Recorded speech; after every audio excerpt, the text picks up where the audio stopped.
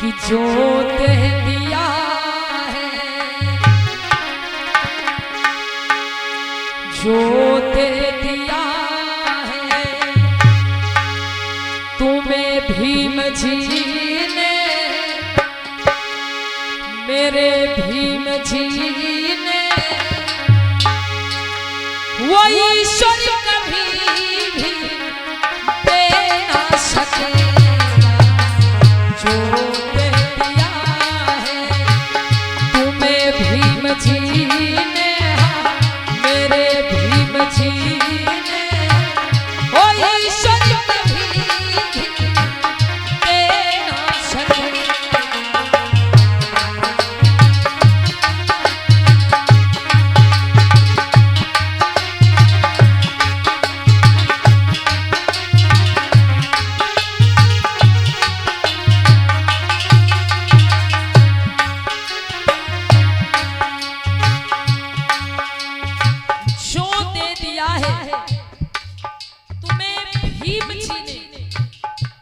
वो ईश्वर कभी भी दे ना सकेगा। कैसे? जब मंदिर तुम जाते तुम्हें ना घुसने दिया जाता,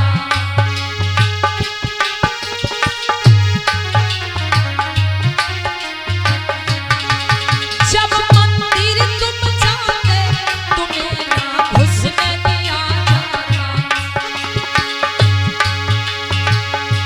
तुम्हारे हाथ लगाने से वो ईश्वर दूषित हो जाता, तुम्हारे हाथ लगाने से वो ईश्वर दूषित हो जाता। ध्यान है मेरे भाई, जब इस देश में बाबा साहब अम्बेडकर के द्वारा लिखा गया संविधान नहीं था, उसके पहले जो व्यवस्था थी कि चौथे वर्ण के लोग, शूद्र वर्ण के लोग, अछूत समाज के लोग ये मंदिर में प्रवेश नहीं कर सकते। अरे आज के समय पर जो हमारे बहुजन समाज के लोग, एससी एसटी ओबीसी समाज के लोग दिन रात पूजा पाठ भक्ति भजन में लगे रहते हैं, चढ़ावा चढ़ाने में लगे रहते हैं। याद करो मेरे भाई, बाबा साहब अम्बेडकर जब नहीं थे उसके पहले आपको मंदिर में भी घुसने का अधिकार नहीं था। यहाँ तक कि कुत्ता तो मंदिर में चला जाता, कोई रोक नहीं थी, लेकिन अगर आपके पुरखे मंदिर में चले जाते तो क्या बताया जाता था कि मंदिर के देवी देवता अपवित्र हो गए, और अगर शूद्र मंदिर में प्रवेश कर जाएगा तो मंदिर के देवी देवता अपवित्र हो जाएंगे और वो अपना स्थान छोड़ करके चले जाएंगे। मतलब उनके अंदर इतनी ताकत नहीं थी कि वो आपको पवित्र बना देते, लेकिन आपके पुरखों में इतनी ताकत थी, अगर वो मंदिर में चले जाते तो वहां के लोग अपवित्र हो जाते। ऐसी मानसिकता मेरे भाई, और आज यही समाज कहता है कि बाबा साहब ने क्या किया। सुनिएगा, जब मंदिर तुम जाते तुम्हें ना घुसने दिया जाता, तुम्हारे हाथ लगाने से वो ईश्वर दूषित हो जाता, तुम्हारे हाथ लगाने से वो ईश्वर दूषित हो जाता। समता का हक दे करके बाबा साहब अम्बेडकर समता का, बराबरी का हक दिलवाकर और आपको क्या दिया? धम्म दे दिया है, धम्म दे दिया है, वो ईश्वर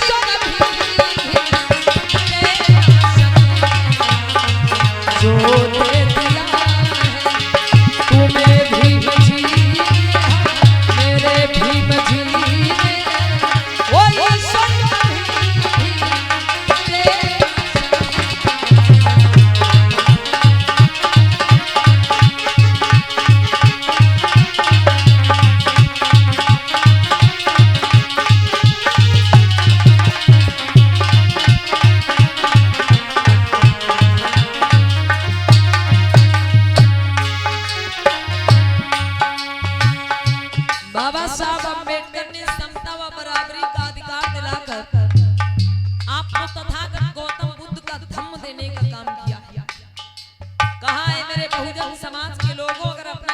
चाहते हो और अगर इस देश के अंदर इज्जत व सम्मान के साथ में जीना चाहते हो तो बुद्ध के धम्म को धारण करो, बुद्ध की शरण में आ जाओ, तभी कल्याण तुम्हारा होगा। जो दे दिया है तुम्हें भीम जी ने, मेरे भीम जी ने, वो ईश्वर कभी भी दे ना सके। जो दे दिया तुम्हें भीम जी ने, मेरे भीम जी ने, वो ईश्वर कभी भी दे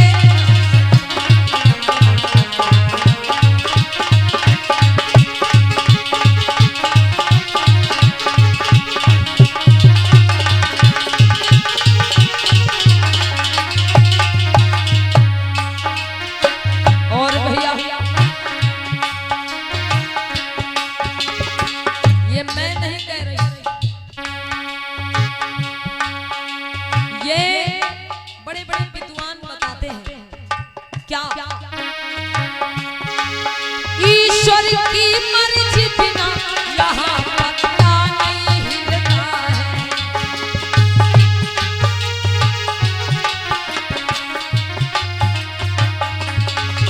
ईश्वर की मर्जी बिना यहाँ पत्ता नहीं हिलता है।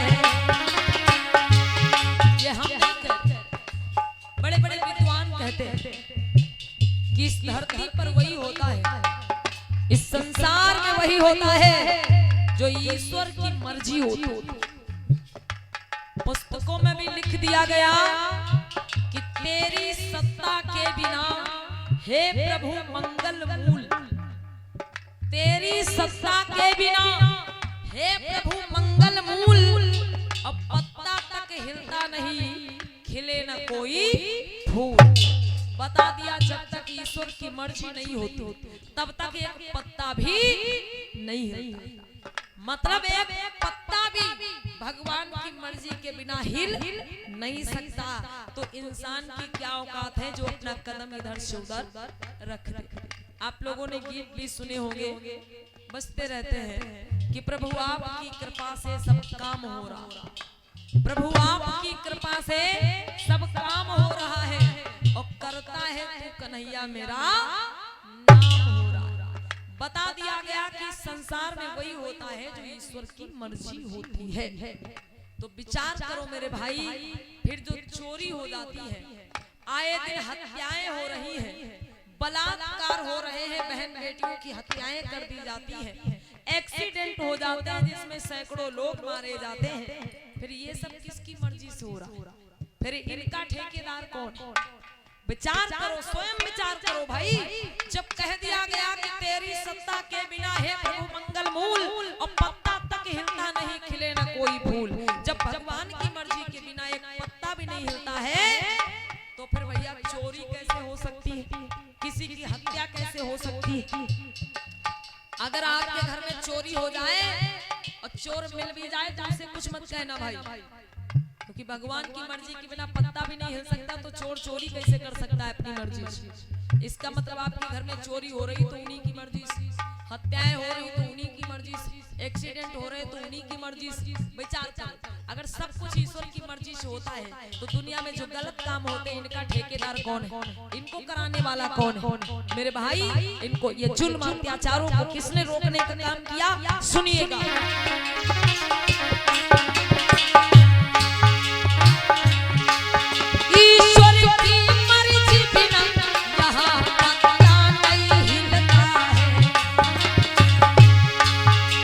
होते हैं कत्ले आम, उन्हें फिर क्यों न रोकता है? तो होते हैं बलात्कार, उन्हें वो क्यों न रोकता है?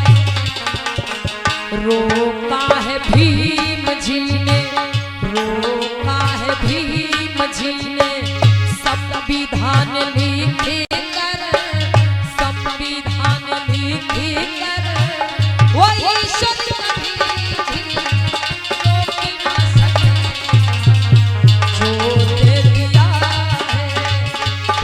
भीम जी ने